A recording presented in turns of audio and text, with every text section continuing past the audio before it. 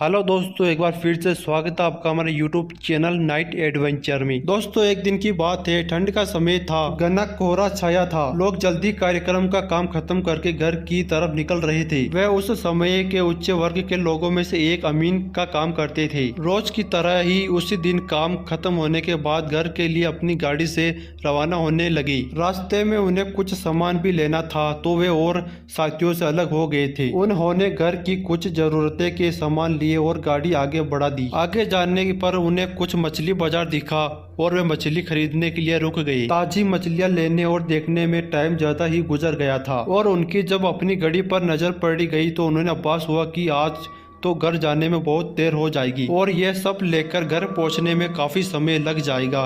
फिर यही सब सोचकर उन्होंने सोचा कि क्यों न जंगल के रास्ते से निकला जाए, तो जल्दी पहुंच जाऊंगा।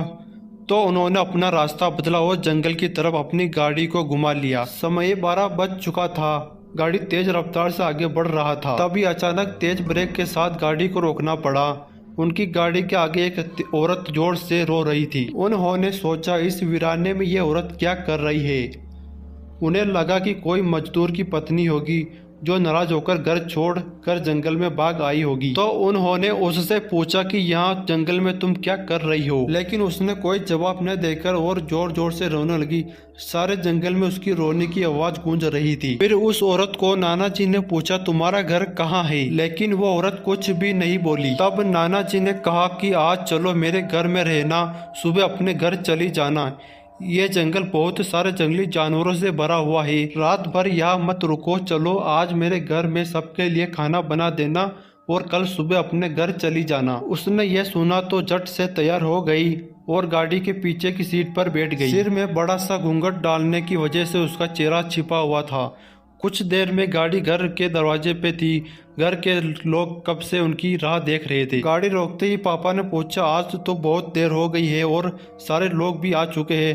तब उन्होंने सारी बातें अपनी माँ को बताई और कहा कि आज खाना उससे बनवा लो, कल सुबह ये अपने घर चली जाएगी। इतनी रात को बेचारी जंगल में कहाँ भटकती, इसलिए मैं ले आया। पर पापा को कुछ संदेह हो रहा था कि कहीं चोर तो नहीं है। रात को सोने के बाद या खाना बनाते समय कई घर के सामान ही ना चुरा ले जाए। पर बेटे की बात को कैसे मना करती। उन्होंने उस औरत को कहा, देखो आज तो मैं रख ले रही हूँ, लेकिन कल सुबह होते ही यहाँ से चली जाना और जाओ रसोई में यह सामान उठा कर ले जाओ और खाना बना दो।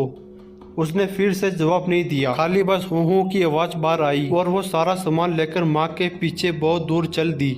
रसोई में सारा सामान रखवा कर माता जी ने उसे खाना जल्दी बनाने की सख्त हिदायत दी और वहाँ से चली गई।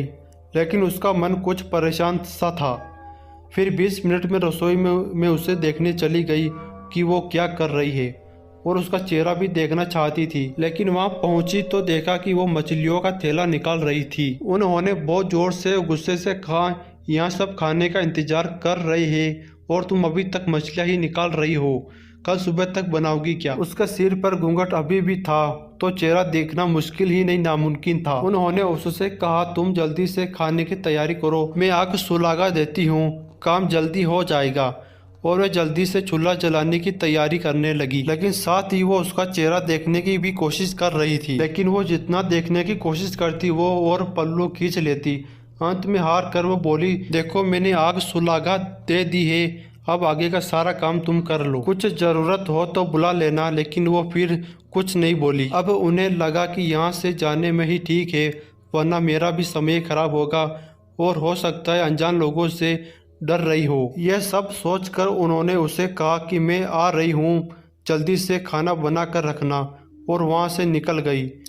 मन अभी तक परेशान ही था, कभी अपने कमरे, कभी बच्चों, कभी बाहर, सबको देख रही थी कहीं कुछ अनहोनी न हो जाए। 5 मिनट भी नहीं हुए पर उनके लिए वो घड़ी पहाड़ सी हो रही थी। समय बीत रहा था। 8 मिनट बड़ी मुश्किल से गुजारे और वे तुरंत ही कुछ सोच कर रसोई की तरफ और वहां पहुंचकर जैसे ही उन्होंने रसोई का नज़ारा देखा, उनकी आंखें फटी की फटी रह गई और उनके पैर बिल्कुल ही जम गए।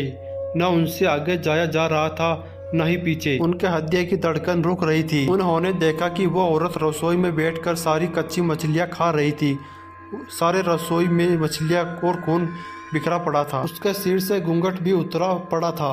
इतना खौफनाक चेहरा आज तक उन्होंने नहीं देखा। बाल नाखून सब बड़े हुए थे और वह मछलियाँ खाने में मगन होने की वजह से उसे कुछ ध्यान भी नहीं था और खुशी से कभी दो तरह की आवाज़ भी निकाल रही थी। वो ऊँची आवाज़ गूंज रही थी। रसोई पिछवाड़े में होने की वजह से और लोगों का ध्यान भी इधर नहीं आ रहा था। माँ को भी कुछ समझ नहीं आ रहा था कि चिल्लाने से कई घर के लोगों को नुकसान न पहुँच जाए। वो चुड़ैल से अपने घर को कैसे बचाए उन्हें समझ नहीं आ रहा था। बस भगवान का ही नाम उनके दिमाग में आ रहा था। अचानक वे आगे बढ़ने लगी